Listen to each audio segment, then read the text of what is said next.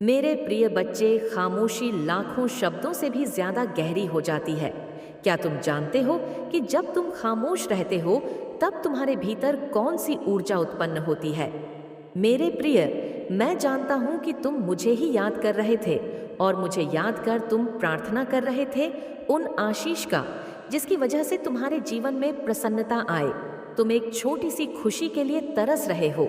जीवन में तुम्हारा जो भी सच्चा हितेश मित्र बना, वह भी तुम्हारे उन पैमानों पर खरा नहीं उतर सका जिसमें तुम्हारी मित्रता लिखी जा सके, और हर कोई एक समय के बाद तुम्हें छोड़कर चला गया।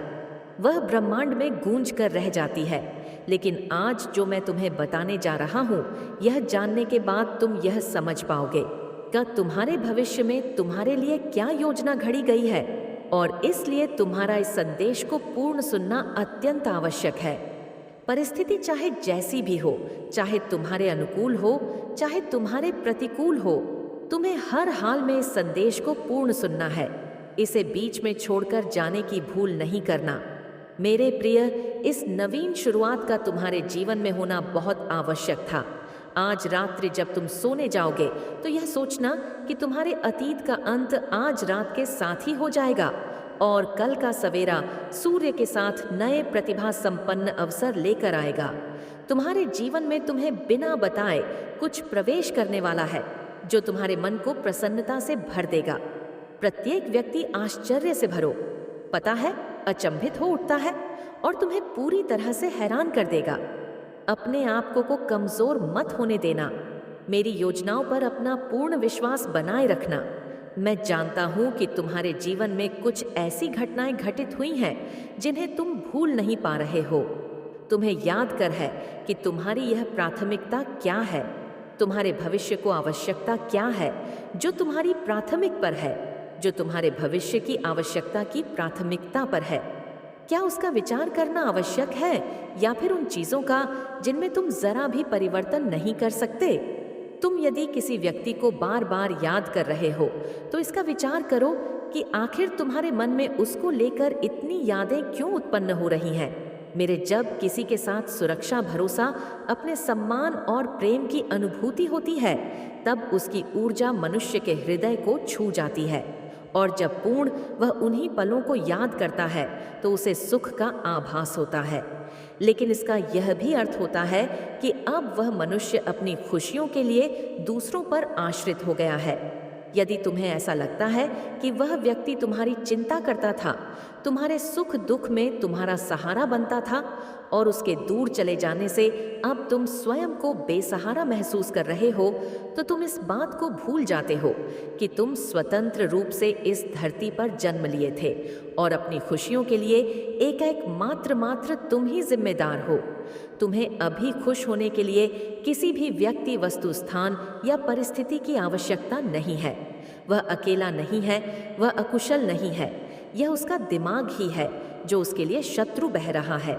यह इसके विचार ही है जो उसके मन में ऐसी कुंठा उत्पन्न कर रहे हैं कि वह रहकर केवल नकारात्मक तत्वों का ही विचार किया जा रहा है। तुम्हारे भाग्य में बहुत सी बेहतरीन चीजें लिखी जा रही हैं। एक से बढ़कर एक प्रतिभा संपन्न बेहतरीन चीजें तुम्हारे जीवन में उतर रही हैं। लेकिन भीतर का तूफान शांत हुए बिना बाहर की शांति का अनुभव नहीं हो सकता। बाहर की शांति तुम्हें न वस्तुओं से मिलेंगे, न ही किसी व्यक्ति से मिलेंगे। जब भी तेरी मन में भी शांति उत्पन्न होगी, लेकिन तुम्हारे मन में बहुत बड़ा तूफान जन्म ले रहा है। तुम भविष्य की योजनाओं को समझ नहीं पा रहे हो, लेकिन तुम्हारे विचारों में यह लगातार बढ़ता ही जा रहा है। जो चला गया उसकी जगह लेने वाला कोई ना कोई अवश्य आएगा। केवल तुम्हें खुले दिल से इस ब्रह्मांड को स्वीकार करना है, क्योंकि जो तुम्हारे भाग्य में लिखा है उसे तुमसे कोई भी छीन नहीं सकता। बदलाव को स्वीकार करना होगा, और यदि तुम बदलाव को स्वीकार कर लोगे तो कल के सवेरे में तुम सूर्य के साथ नई ऊर्जा के सामंजस्य को समझ पाओगे। तुम्हारे मन से निकली पुकारी प्रार्थना है, और तुम्हारी प्रार्थना को अब परमात्मा ने सुन लिया है। फिर तुम्हें किस बात की पीड़ा हो रही है? तुम्हें किस बात की चिंता हो रही है? मनुष्य के जीवन में दुख आना भी जरूरी होता है। जो मनुष्य जितना ज्यादा होता है, उसके जीवन में उतनी मुश्किलें आती हैं। इसका यह अर्थ नहीं कि उसे खुशियां नहीं प्राप्त होंगी। इसका यह भी अर्थ नहीं कि वह जीवन भर दुखी रहेगा। ऐसा इसलिए होता है क्योंकि वह इतना भोला है कि ऊपर से ऊपर स्थिति में पहुंचकर भी उसे ठगा जा सकता है, उसके मन को चला जा सकता है। लेकिन जब मनुष्य अपनी परिस्थितियों के चलते मजबूत हो जाता है, तो कोई ऐसे मनुष्य से लाभ नहीं उठा पाता। तुम्हारे जीवन में अब तक जो दुख आए वह भी एक योजना का हिस्सा थे, लेकिन अब तुम इतने परिपक्व हो रहे हो कि अब तुम्हारे जीवन में खुशियों की ही बौछार होगी। कल तुम्हारे जीवन का एक नया दिन नई शुरुआत के साथ होगा। माया के चक्र में उलझा हुआ यह संपूर्ण संसार नोसिया नहीं जानता कि यहाँ पर एक दिन सब कुछ ध्वस्त हो जाएगा, किंतु वास्तव में कुछ भी समाप्त नहीं होता। वास्तव में कुछ भी मरता नहीं, केवल अपने तत्वों का रूप परिवर्तन होता है और रूप परिवर्तन करके तत्व नए तत्व का स्थान ले लेते हैं। फिर चाहे वह दैविक हो, दैहिक हो, लौकिक हो या सांसारिक हो, प्रत्येक तत्व अपना रूप बदलते हैं और नए तत्व के रूप में जन्म ले लेते हैं। तुम्हारी इच्छाएं भी तत्व है, तुम्हारा व्यवहार भी तत्व है, तुम्हारी क्रियाएं भी तत्व है, तुम्हारे कर्म भी तत्व है। यह सब तब भी अपना रूप बदलेंगे। मनुष्य यदि बुरे कर्म करता है तो तट के रूप में वह बुरा कर्म पुनः से लौट करके बुरे कर्म के ही रूप में आ जाता है। तुमने ज्यादा से ज्यादा लोगों की सेवा करने की चाह रखी है। ऐसा नहीं है कि तुम बहुत बड़े सेवक बनने की चाह रखते आए हो।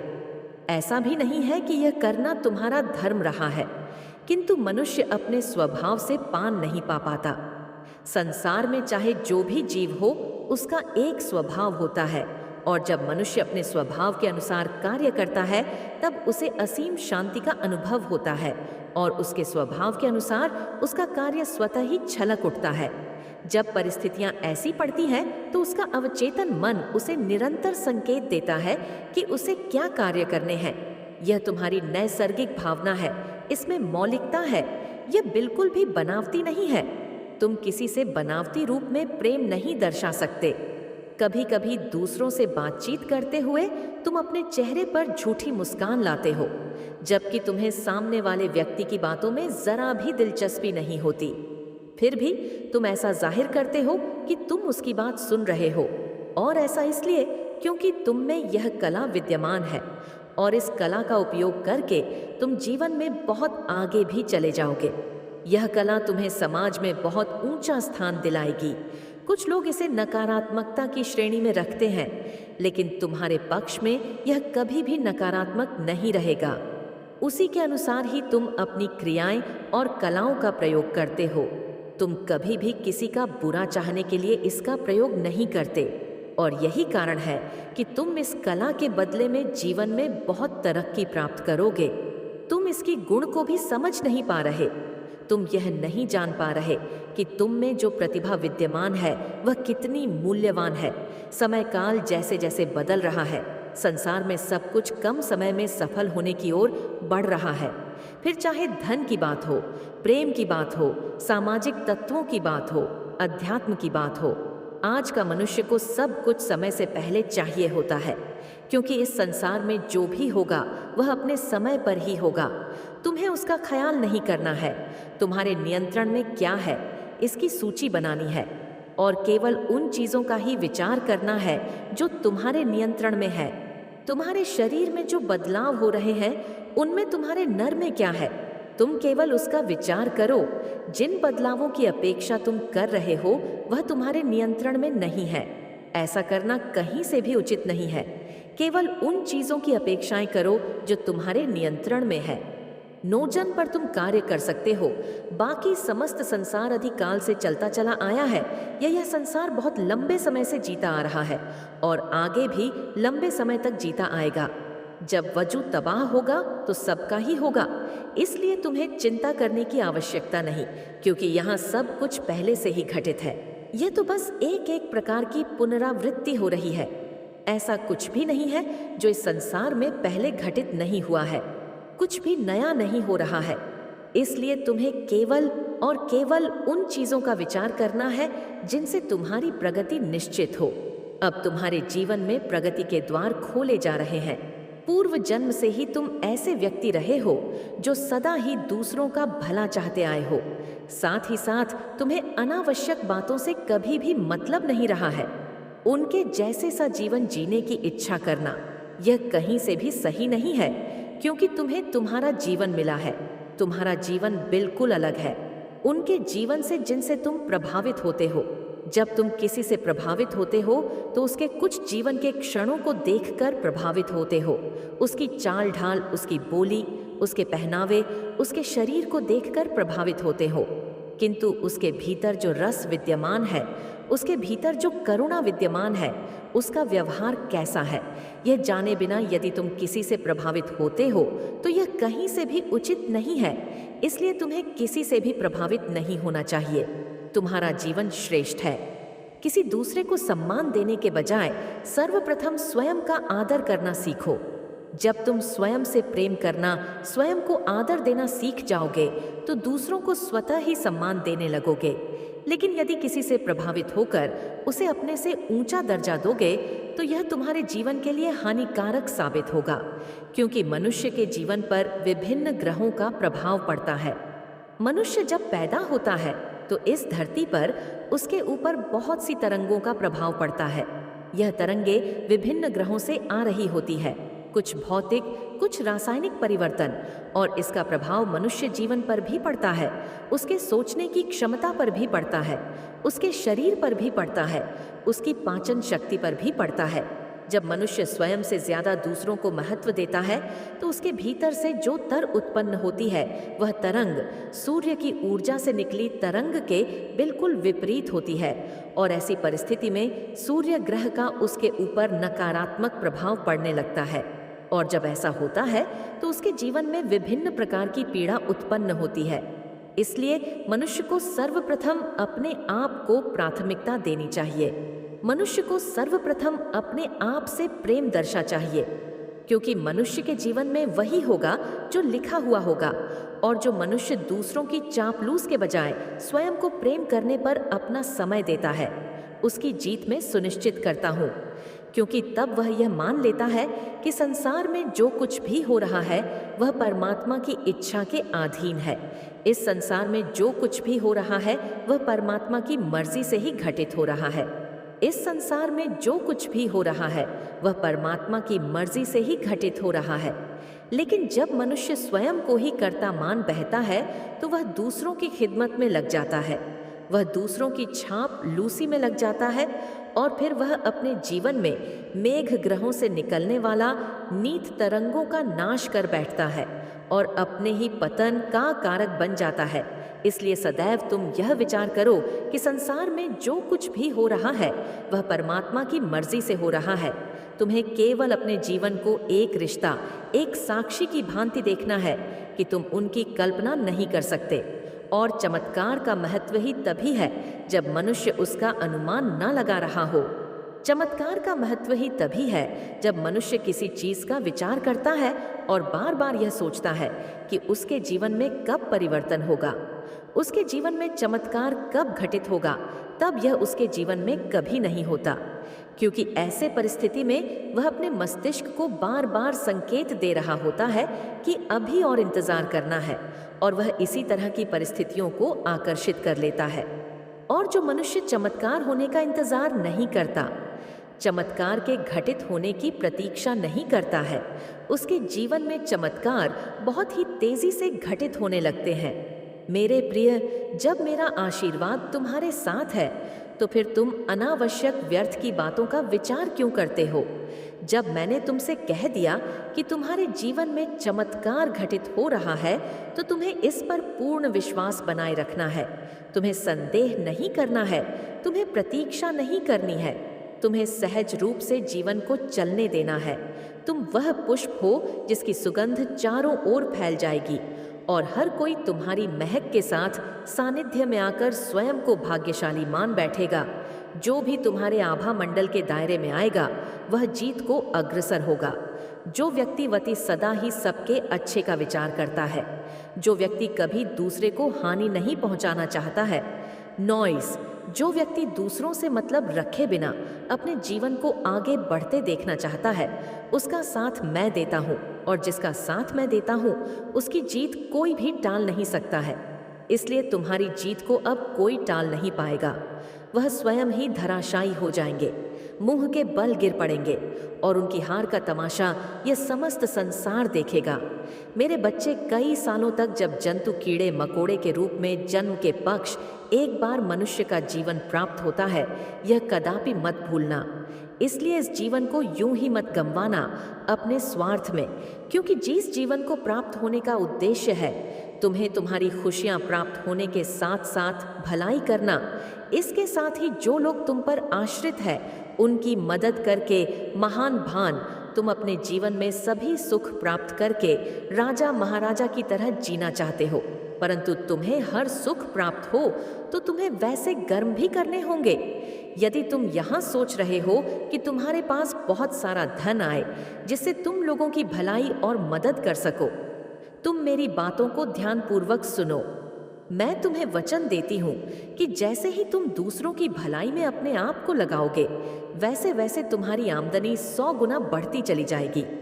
क्योंकि मेरे बच्चे, तुम्हारा कहना लक्ष्मी से कि तुम आओगी तो मैं कुछ कर लूंगा, परंतु लक्ष्मी स्वयं कहती है कि तुम कुछ करो तो सही में, मैं स्वयं तुम्हारे पास चलकर आऊंगी। क्योंकि मेरे बच्चे, तुम्हें लक्ष्मी को बुलवाने की आवश्यकता नहीं।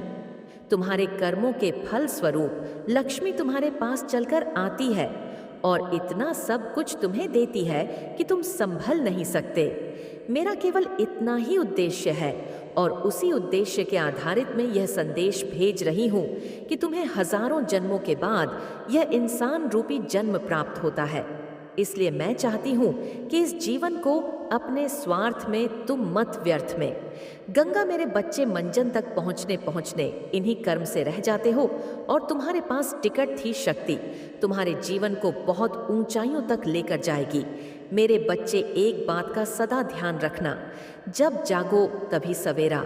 यदि तुम सब यह बातों को ध्यानपूर्वक समझकर करने लग जाओगे, उसी दिन से तुम्हारे जीवन की नई शुरुआत प्रारंभ हो जाएगी, और पीछे किए हुए कामों का फल भी तुम्हें आगे चलकर प्राप्त होगा।